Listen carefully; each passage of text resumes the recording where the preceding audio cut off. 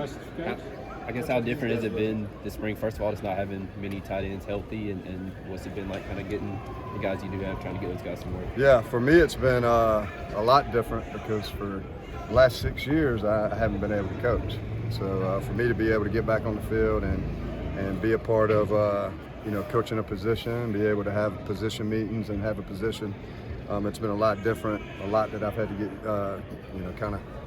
You don't forget how to coach, but you got to kind of get back on the bike and start pedaling and get used to some things. But for me, it's been a lot different from that standpoint. And then just from, we're really banged up at tight end last year, and we're still feeling the effects of that from Sage having surgery and not being out there this spring, from Davis having surgery last year and not being out there this spring, and then Bernie got hurt a little bit there after week 1. So, but the flip side of it is Luke and Blackston and Banksburg, they've done an unbelievable job in taking their reps and just really taking advantage of their opportunities and reps. And all 3 of those guys have gotten a whole lot better. So it's been fun to see them grow this spring. Kyle, what's your take on the passing game and how it needs to be sort of adjusted and perhaps even modernized based on the else that y'all are doing? Yeah, so it's one of those situations where if you look at the I've been here 6 years, and you look at the big picture and you look at it all and you go, man, we've done some really great things in the passing game. So you can't really, as a coach, you can't just zoom in on what happened last year. You kind of look at the big picture. But the flip side of that too is you can't sit there and go, well, we'll just be different next year and we'll be better next year because of X, Y, and Z and not change anything. So, obviously my background has in high school and at Southeastern was, passing background. So, and that's where Coach just kind of challenged, hey, let's kind of, let's start getting this thing back to where we were. And I think that'll come with some healthy guys back on the field. But the flip side, we got to get some confidence in the passing game too. And we lost our confidence last year. And once we lost it, it was hard to get it back. So we've made some tweaks. I think the biggest thing is me and Street are sitting down together and just kind of talking about, where do we want to go in the future with this? We don't want to throw it all out the window, but the flip side of it is where do we want to go and grow this thing? And I think the biggest thing is just, let's get back to the basics. One, where the basics were, we put the ball in playmakers' hands in space, and they went and made plays in the passing game. And then the second thing is maybe we need to simplify some things. Maybe some things that's kind of stacked on top of each other year after year after year. And then all of a sudden, simple concepts becomes complex concepts. So that's probably the 2 biggest things that we've looked at and kind of trying to, I wouldn't say revamp the passing game, but just kind of get back to where we were and get our confidence back. That's really the biggest thing. Tyler mentioned the other day some new passing concepts that you guys are implementing. How did you guys sort of come up with what you wanted to do in that aspect? Yeah, I mean, some of them are just things that I've done in the past and had success with, whether it was at the high school level or the college level. So some of those things are just, we were running maybe versions of it, and this is kind of a different version of it, or maybe an updated version of it. So, we haven't overhauled the passing game, and no way that we've done that. But we have come in and added a couple tweaks to some things that we already do to take advantage of some space that defense gives you post-snap. I think for me, when I look at the passing game, there's things that a defense can do to you pre-snap, and then there's things that they're going to do to you post-snap.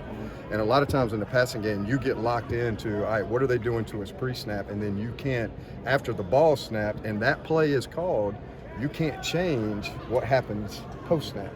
And what I want to do and what, me and Coach Streeter sat down and the rest of the coaches is like, post-snap, where's some grass pockets in this play call that we got called? And how can we get into those and be more, and there's no perfect play calls, but how can we get some more answers in the play call post-snap? Because nowadays you can't just line up and look to the sideline and go, all right, get me out of this bad play call, or get me out of this defense doesn't match this play call. Because as soon as you get a new play, well, the defense gets a new defense. And then you're doing this number and you run out of time to snap the football. So for me, it's like, how can we take advantage of what the defense gives us post-snap and have it already built in to where, hey, if you're in, I'm out, and if you're out, I'm in. And those are some things that, you know, we've really worked hard to kind of look at our core concepts and go, all right, does this work? And then, like I said, some of the stuff is just stuff that I've done in the past, had success with, and go, hey, let's try this spring. Let's see what it looks like, get some tape of it, and then go and see if we want to continue doing it once we get into the summer and can kind of sit down and study a little bit more. This may be a dumb question. Is it hard to try to simplify things, but also you're adding in, I guess, stuff that you're doing post-snap as well? It's not a dumb question. No, not really, because when we look at, thanks for coming. You can't shake these dudes, you know. That's another part that's changed. Is, you know, I get to hang out with those dudes. So you know, it's a good question from a standpoint of you're adding things and you go, well, how are you getting simple when you're adding things? Well, as we've added some things, we've actually taken away some things too. So as we've added some tweaks into core concepts, that really doesn't add a concept. It just adds to, like I said, hey, we're going to run the same routes, but as you're running that route, here's a question mark. You know, back in the, you know, I give the tight ends, hey, I give them a route to run, and I tell them they got an exclamation point at the end. That means, hey, I'm running that route. There's no ifs, ands, or buts. If there's a question mark, I got some options. I can think about some things as I'm running this route and maybe do something different based off of what you as the defender is doing to me. So with those concepts, we've just added some question marks. And then with adding completely new concepts, which has not been a lot, we just said, all right, let's put some other ones on the back burner. Let's put some other ones maybe out of the system. We don't run them, you know, we looked at the thing too and we go, all right, we got these in the system and we install them and we practice them, but they're not really great play calls in a game, so we don't call them in a game. Well, then let's quit installing them and let's quit, you know, wasting the reps on them. So I think that's where we've gone from changing and tweaking and adding to where we're still simple, though, because we are taking out too. Coach, is part of that the ability to go deep? Part of those question marks factor into that? You know, not necessarily. You know, the quote-unquote question mark is, hey, if they give you the deep, then let's take the deep. But if they take away the deep and say a deep pass that we've called and they take away the deep, then there's got to be somewhere where they're not. So now the question is can I get into that spot that they're not? And, you know, a good example is if you got a vertical route and let's say everybody drops out of there and takes all the verticals, well, is it smart of us just to keep running a vertical route into a bunch of it? Like, I'm trying to beat you and you go, no, you're not going to beat me. And I go, yeah, I'm going to beat you. And we just keep running and I never beat you, right? Well, to me, that's not real smart. So if there's nothing deep over there, then why don't we take that right there? And that's kind of the question marks that we're kind of giving the guys. And I say question marks, it's just kind of like options, you know, like options in your route. Is it kind of what was happening last year? It seemed like there was many deep threats to kind of loosen up the defense last year. Was there enough? Does that need to change? No, I mean, I think any game that you go into, you got to go into a game and say, hey, I'm going to, you know, I got to force the ball downfield to take advantage of some shots. And I think to an extent, again, you got to look at personnel. At times our personnel was not there to be able to threaten the field deep. And then we just weren't consistent at times in throwing the ball downfield, and that happens too. So I think there was a mixture of things to where I can look back, and we go every year and look back, and we've got it all calculated up, and there's not a year where we go, man, we don't want to throw the ball deep this year, or hey, we want to throw the ball deep this year. No, every game that we go into, we want to take some shots. But I don't think it's smart for us just to go take shots just to say that we're taking shots too. We need to be able to be calculated in our shots and calculated in the passes that we're calling. And then at the end of the day, you got to be able to run the football, and you got to be able to do some things in your screen game and your run game if you want to be able to take those shots downfield. And it all ties, you know, hand in hand. I got the pass game coordinator title. That means nothing. I mean, it really doesn't, because the pass game is nothing if you don't have a run game. The run game is not much if you don't have a pass game. And if you don't have that screen game to keep defenses from laying their ears back and coming and keeping them honest, none of it works. It's not going to be a consistent offense. And at the end of the day, that's what you're looking for. You're not looking for, can we be a big play offense? Can we be a keep the ball, time management offense? We want to be a consistent offense. And consistency comes from 4 quarters of consistency, and then turn around and can you do it 7 days later? And that's where we got to get to offensively is where we're consistent in all 3 parts of the game. Luke obviously has been around the block a time or two. Who has? Luke. Oh, yeah. Has his experience been evident this spring? Yeah, I mean, he is a seasoned veteran. That's a good way of putting Luke. And at times he walks in and he looks like a seasoned veteran at times. But I'm still getting used to him coming in and bare feet and just, he likes to make himself at home in the position. And so I'm still getting used to that. But he's been great. I mean, all of the guys have been awesome, and I'm still getting my feet wet with the tight ends as a position group. I've coached wide receivers in the past and quarterbacks in the past. So this is kind of my first go-around with tight ends, so it's been fun to be able to be with them. And they have a different, how do you put it? Is temperament the word I'm looking for? They have a different temperament than wide receivers, and they definitely have a different temperament than quarterbacks. So I've had to adjust to that too. But they've been awesome. I got a question in the back here. Davis Allen. Davis Allen, right? Yeah. Yeah, okay, great. Nice to meet you. What kind of beard? Oh, great meeting you. See, he hasn't been out all spring, and here we are, just meeting each other. Great to meet you. Nice handshake. It's like your shoulder's back healthy or something. What kind of beard treatment do you use? Well, I do have a little bit of a beard oil that I put in it, and I put that in after I shower just to kind of keep the moisture in there. I do like to go get a good beard trim every 2 weeks, right? And I like to do it on Friday because the place that I go to get the beard trim on Friday, they like to play hip-hop music on Friday, and you know that I'm a big fan of what? Yeah, can you talk about Chronic? No, we're not going to talk about that. But anyway, I appreciate the question, and I think you guys have got to go, and we'll see you tomorrow. All right. I actually talked to Dupree Hart, and he brought up that in Oh, little man, yeah, Dupree Hart. that in meetings you would play Tupac and Biggie. Yeah. I'm glad you put Tupac ahead of Biggie. That means you truly did talk to Dupree because he knows that, that's the way I rank them, all right? But yeah, I love music, so that's one thing they've had to get used to, all right? So I go into meetings and I'll play music while we, meet and do our thing. And usually I give them a music history lesson before whatever, music I'm going to play them. So, the other day I gave them the West Coast rap kind of from late 80s to carry us to about early 2000s. I gave them that history lesson, and they thoroughly enjoyed learning more about. I mean, you got to teach them more than just what's on the field. Am I right? Right. Okay. So we're trying to develop the whole tight end here, on and off the field, and I think music is very important in that. Have they been pretty open-minded about? Not at all. Not at all. But it doesn't matter because it's my room. What do you think about the No, I'm kidding, man. overall execution just of the passing game this spring and scrimmages so far? It goes back to that word consistency. Like that's what we got to strive for. We started this scrimmage not very good to start, and then we finished pretty good at the end. And we've had some great practices where you come on the field like, man, we're gonna be really good offense and explosive, and then you come out of, say, like today, the first quarter, and you're like, geez, like what's the deal?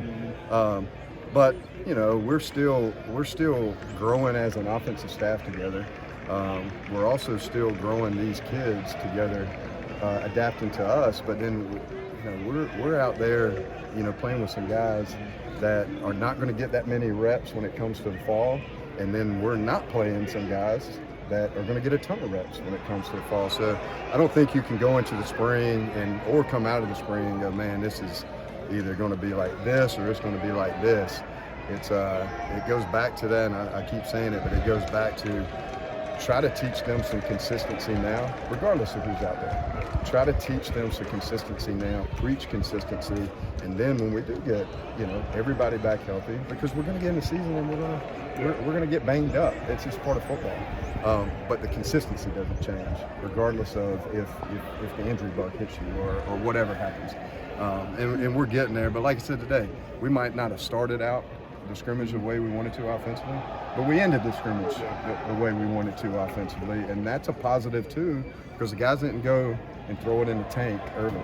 They came back, they responded, they got their confidence back up, and they went and finished the way they should have. What particular areas do you feel like you guys need to come along to sort of reach that consistency that you want? You know, we got to get, I hate to say it, we got to get healthy. You know, we got to get healthy in the tight end room. We got to get healthy in the running back room. We got to get healthy in the offensive line, and we got to get the health back so all the guys can start taking the reps that are needed to take this offense to the level that we need to take it to. But I think we're going to be. I think we're going to be great. It's just a matter of piecing it all together and getting everybody back so we can take those next steps. You mentioned needing to build confidence. How do you go about trying to build confidence, and where do you feel like the confidence level is right now in the passing game for the players? Yeah, I think it's good. You know, I don't think it's bad. I don't think it's great. I think it's good. And how you build confidence is you don't beat them up all the time. You know, there's bad things that are going to happen. Bad things are going to happen in life. There's good things that are going to happen in life. Man, there's going to be some great things that happen in life. And you got to, and what I've told tight ends, you know, we're going to fix the bad things, and we're going to have more good things than fixed things, and then we're going to take the good things and find out how do we make the good things great things. And that's how you build confidence. If I just go in to practice, if I go into the meeting every day and all I am is harping on the fix, negative, you're never going to build confidence. So again, today at the first half of this scrimmage, it was more of a fix type scrimmage, first half of the scrimmage. But you don't go harp on the fix, negative, and beat them up, and then there's no response from good to great, which is what we went to today. We went from fix to good to great by the end of that scrimmage. Now what we want to do is we want to take the fix and we want to dwindle it down. You're always going to be fixing something. But that's the challenge. We want to dwindle the fix down to where we're not fixing as much. Then we want to take the good and we want to dwindle the good down to where the good has become more great. And then at that point, when you get to greatness, you start having consistency, and then at that point, you're pretty darn good offense. Coach, David has talked about how he likes to have guys like you and Mickey with high school backgrounds. Yep. What does he mean by that? What perspective do you think you bring? I think it's just because, one, we, you truly appreciate, you know, I was saying about this the other day, you truly appreciate coming to work every day and be able just to coach football, you know. So me and Mickey kid around all the time. We say every college coach. So I coached 1AA before. I was high school 1AA and then went back to high school. And me and Mickey, you know, there's a ton of college coaches who never coached high school, right? And we go, everybody should have to start out in high school. And they're always like, why? I was like, because y'all don't know how to be the equipment manager. Y'all don't know how to be the janitor. Y'all don't know how to be the security of the locker room. And oh, by the way, y'all don't know how to teach 8 hours a day to people that don't even care about football, right? Y'all don't have to go to staff meetings, right, after school, and then race your butt out to practice and hope that your kids ain't killed each other on the field, right? By the time you get out there from the staff meeting, y'all don't have to worry about in the summer. I mean, we get time off in the summer. You don't get time off in the summer as a high school coach. You're on a bus to 7-on-7. You're on a bus to camp. You're getting ready for, August practice to start up. And half the time you're doing it with about 7 or 8 people. I mean, our staff room has gotten so big, we just had to blow it up and build another one, right? But you turn around and you got 7, 8 people to do 50 jobs. And then you come here and you truly appreciate, like, I wake up every morning and I mean, it's awesome. I wake up every morning and I don't have to do bus duty. Every morning I wake up, I don't have to do bus duty. And then I go down to the bistro and I walk around and I go, man, I should be doing cafeteria duty down here. I'm waiting for a fight to break out to start breaking it up. But I go over there and I go to the iPad and I order me a little meal. I sit down and don't have anybody, and I eat, and I don't have anybody telling me, hey, the bell's getting ready to ring. You got to run over there and grab your duty outside A hall, right? And then I go watch football all day, and I coach football I mean, it truly makes you appreciate, I just get to be a football coach. So it's work ethic, but it's more perspective.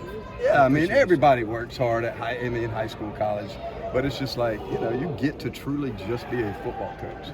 And it's fun, you know, it's fun. It's hard, you know. Like I said, you got some good days and you got some bad days. And you work just as hard in high school and you work just as hard here in college. Now the flip side of it is I got to go on the road recruiting here, where in high school, you stuck with what you got, all right? You better be in the halls getting some kids to play. But there's just a lot of different hats that you wear in high school, and that's been the difference. But for me, you know, like the last time I walked, I mean, it's been a long process for me being at Clemson, just being, you know, honest. You know, 2015, the last time I coached football until this spring, I'm walking off the field at Williams-Brice with a state championship trophy in hand, and we just won the state championship, and everything's good. And the last picture I took with my staff was in Williams-Brice Stadium, and I looked around and I told them right after we took the picture, we're in the visitor tunnel. I go, y'all know we got 18 out of 22 returning on this team. We just won a state championship 63-13, right? And I said, we got 18 out of 22 returning on this team right here. Man, we're going to be right back here. We're going to be right back here next year. And we're all like walking off the field like, yeah, here we go. And then 2 months later, I put my coaching career on a hiatus for 6 years and don't coach. If you told me for 6 years, if I was in that tunnel and you said, what's your name? Todd. Kyle Richardson, nice to meet you. Yes, sir. Nice to meet If you told me, Todd, in that tunnel 6 years ago that you weren't going to coach football for 6 years, I'd have laughed you out of that tunnel. All right? But here we are. So at the end of the day, you know, God's got a plan. God has also got his own timing. And it's all worked out, and it's been great. But at the end of the day, you know, there's a lot of days I go, man, I'm glad that I'm not on bus duty, cafeteria duty, even with those 18 out of 22 returning, right? So, During that 6 years, was there ever times where it was hard, or you were thinking how much you missed it, or wondering like would you ever get? Oh, I missed it. I mean, I missed it every day, and it was very difficult. I had opportunities to leave and go to college, and go to a different college. But like I said, I part of me was race out the door and go get back on the field, and then the other part of me was like just stay patient and keep doing what you know, like I said, what God's plan is. And for me, God's plan I felt was to be right here, and he opened up these doors, and at that point he hadn't closed them. But I will tell you the most ironic part of it is there was one I kind of had gone. First of all, I love high school football, and I love coaching high school football, and it truly was a passion of mine, and still is. And but there was a couple every year I'd start missing it so much. I go, man, I think this is it. I think I'm gonna go back to high school football. Yeah. And there was, I'm not gonna name the job, but there was one specific job in the state of South Carolina, and I was like, if that job opens and I haven't got on the field at Clemson, I'm gonna go try to get that job. Well, that job opened, and I looked at my wife and I started telling her, hey, I think I'm gonna start getting my stuff together and go after this job. And crazy enough, like I said, God's plan, God's timing. As soon as I started getting my head around, I'm gonna go after that high school job in this state about an hour and a half down the road.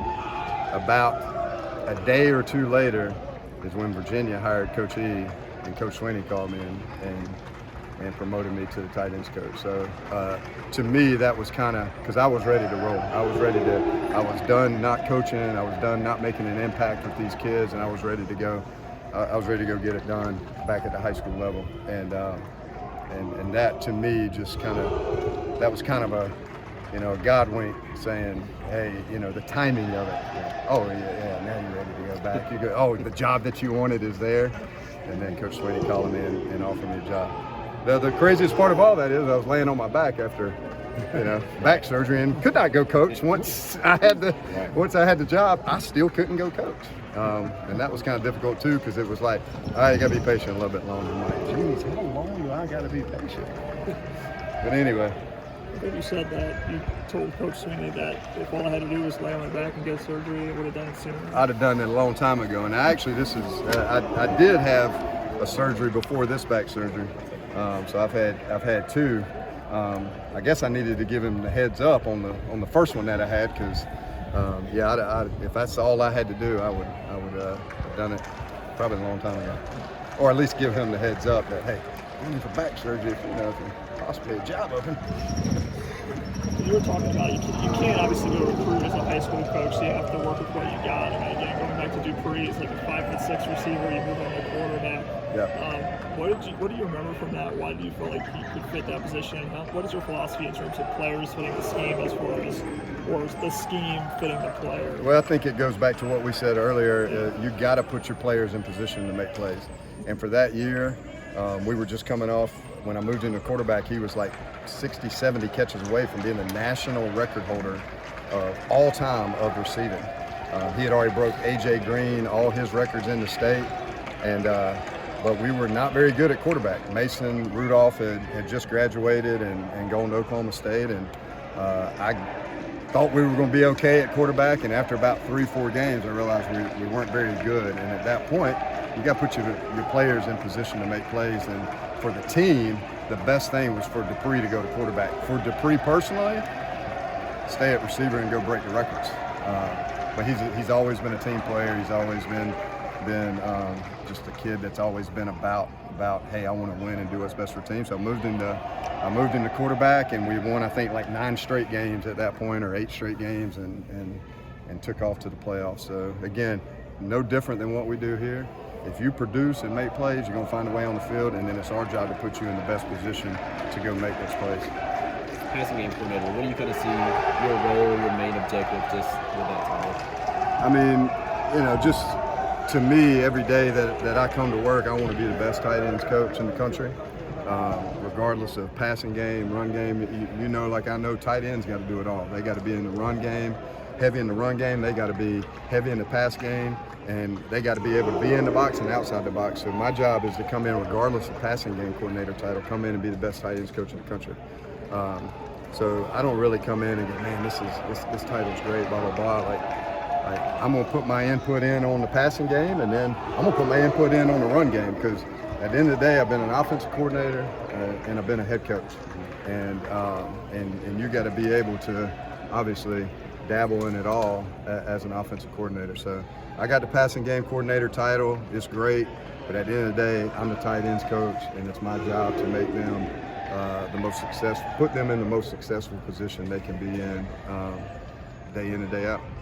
Does Davis Allen have the potential to be the most versatile tight end that's been around here in a while? I think he's got a chance to kind of stamp his legacy as a great Clemson tight end.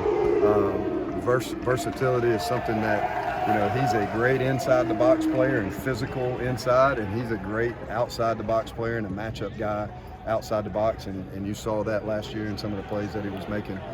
We've had some great tight ends come through Clemson, and he's just another one that I think at the end of the day he's going to have that great tag on the other side of his name, and he decides he wants to go on to the next level. He's one of those guys that he's just a professional. He's a professional in college, and he's going to be a great professional, in the pros. I just hope he sticks around a little bit longer and still becomes stays a great college professional, because he's a joy to be around and just a great kid. What did you see from DJ and Cade today, and what have you seen from them throughout the spring? They've had some really, really good days, and they've had some days where we got to go fix some stuff. But the great thing about both of those guys is they just come to work every day. They don't get too high, they don't get too low. They just come to work every day, and they'll be in there tonight watching this film and trying to get better, and they'll be in there in the morning. I mean, when they're not in school, they're over there meeting. So I love the consistency part of that, and now you got to get the consistency part of it to translate to the field. But they work their tails off, and they've done some great things this spring. Like I said, we just got to get a little bit more consistent. You talk about adding question marks, and then obviously the quarterback and receiver have to be on the same page about what the question mark turns into. How much stress does that put on the quarterback? It just comes with time and reps, and it's that's really all it comes down to. We're not doing anything different than a lot of college and NFL passing teams do. I did a little bit of this stuff already in high school with high school kids, but you don't do it overnight, and you don't do it without repping it a ton and practicing it a ton. So at the end of the day, it just comes down to time and reps. Good. Any more questions? Good.